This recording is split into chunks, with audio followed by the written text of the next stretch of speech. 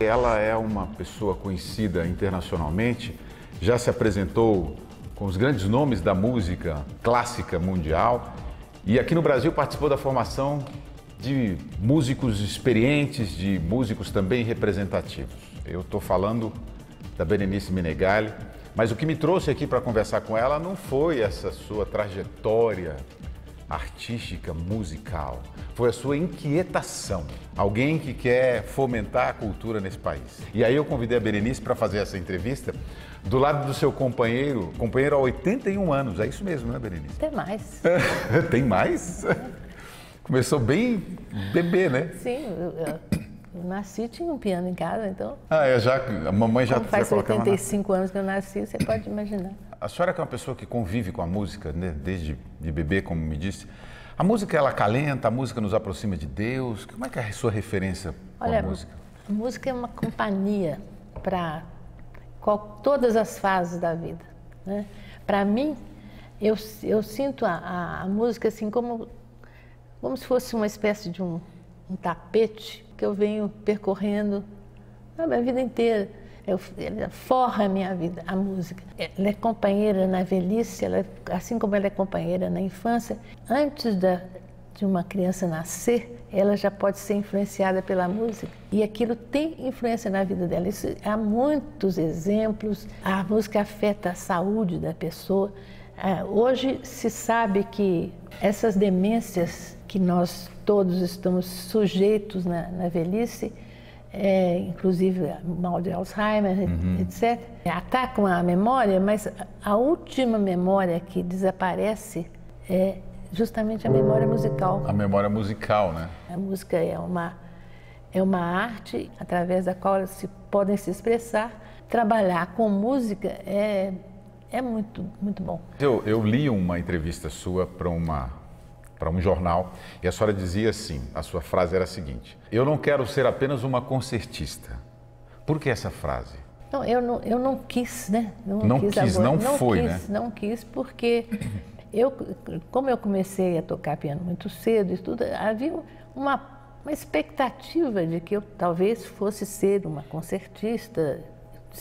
Isso não impede que eu tenha dado concertos, né, na minha vida, muitos no começo da minha trajetória, e ainda toco em público, mas fazer disso uma profissão, ser uma concertista profissional, tem pessoas que têm uma vocação para isso. Eu tenho mais vocação para educar, para promover, para fomentar essa música, né? Fomentar, exatamente.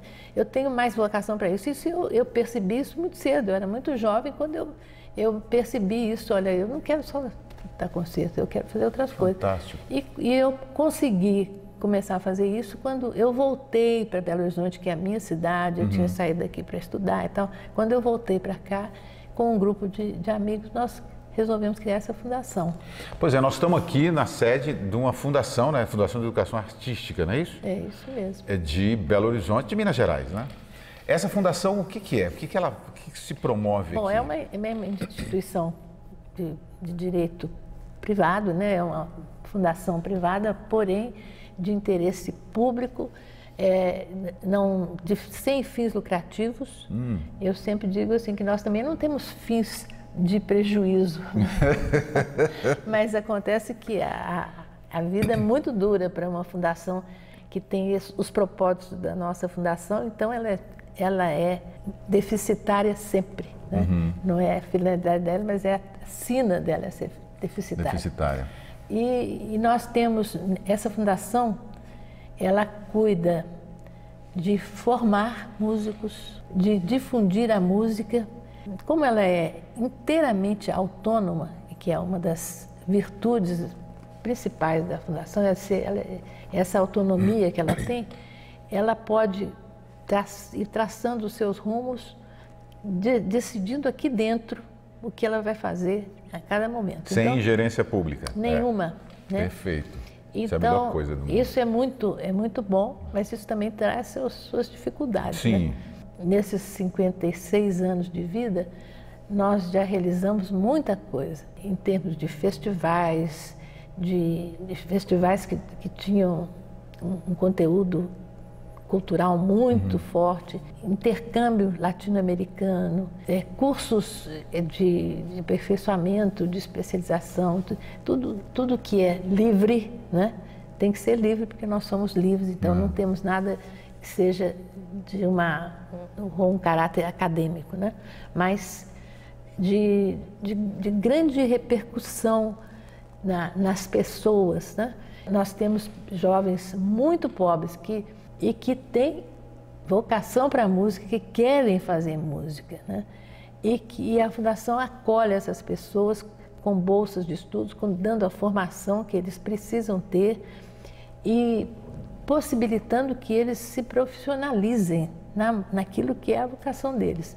Isso, para mim, é o trabalho de mais repercussão cultural mesmo e social que nós temos, é esse trabalho de bolsas de estudo. Esse, na verdade, é o seu alimento aqui cotidiano, né? De ajudar, de dar uma realidade diferente para esses jovens. A Fundação é a única escola aqui no nosso meio que recebe jovens que não sabem nada de música e dá um ensino de música. Porque você pode entrar para a universidade, você tem que fazer um vestibular, então você tem que ter um conhecimento prévio, né?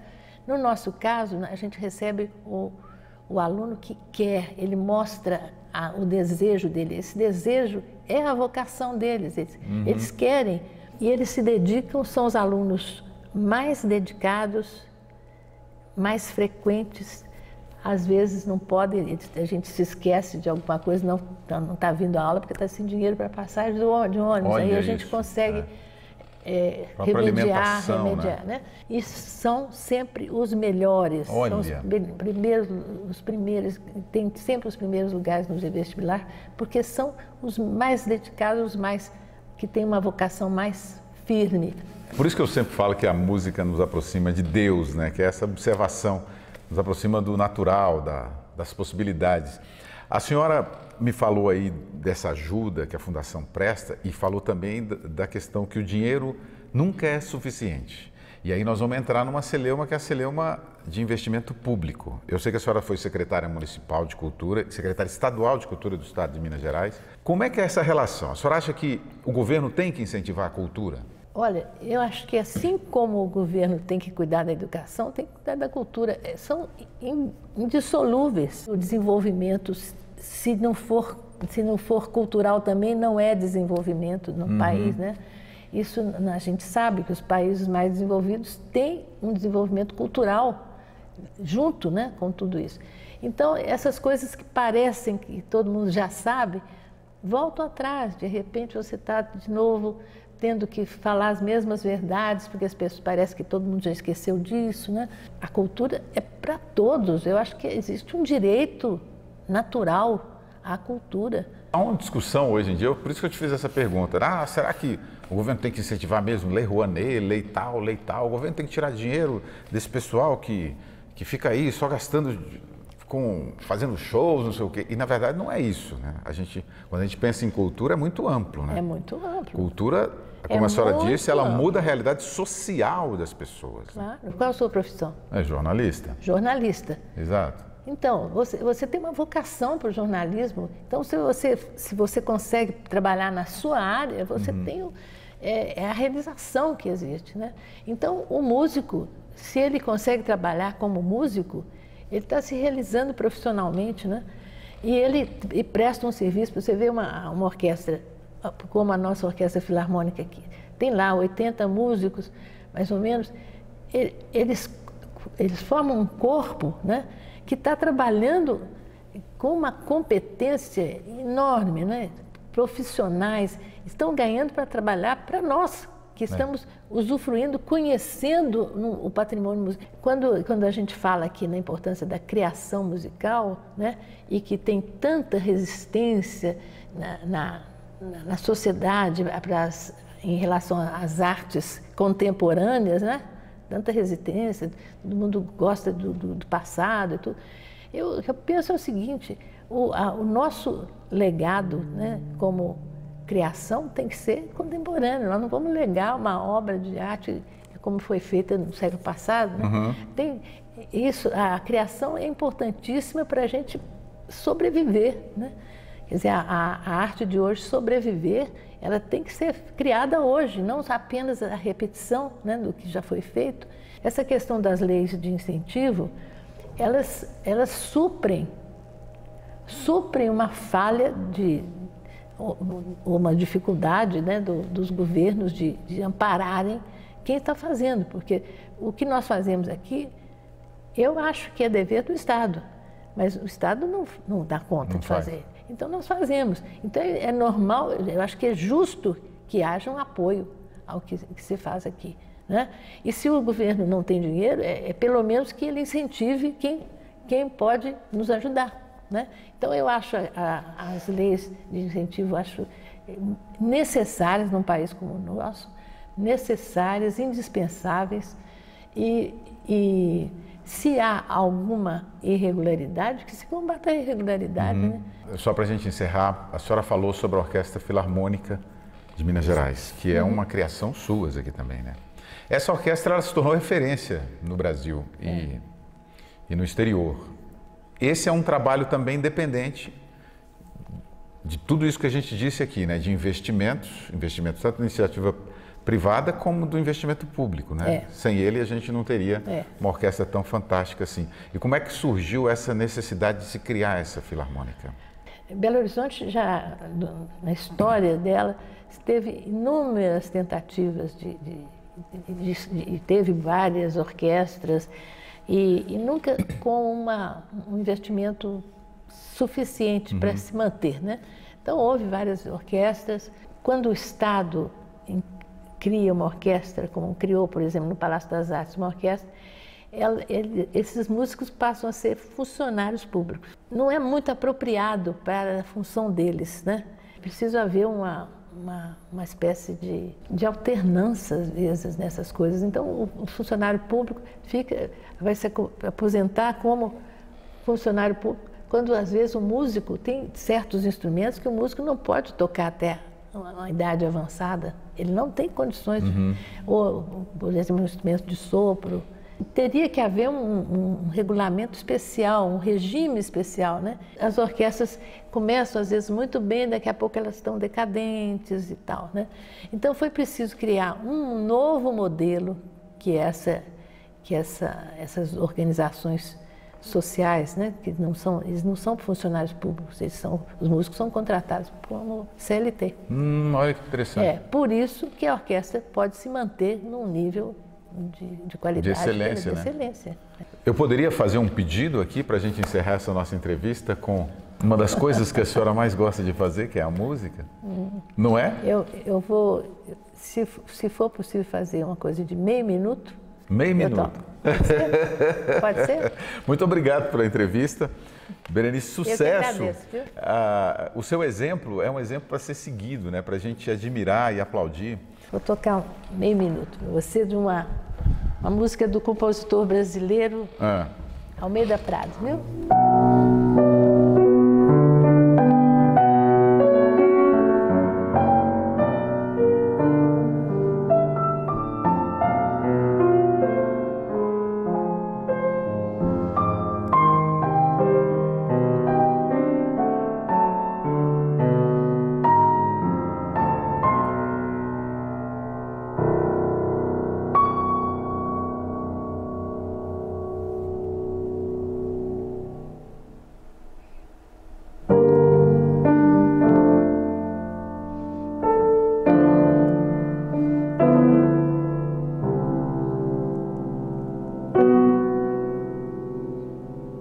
Inscreva-se no Antenados América, o nosso canal no YouTube. Vamos potencializar esse espaço de reflexão.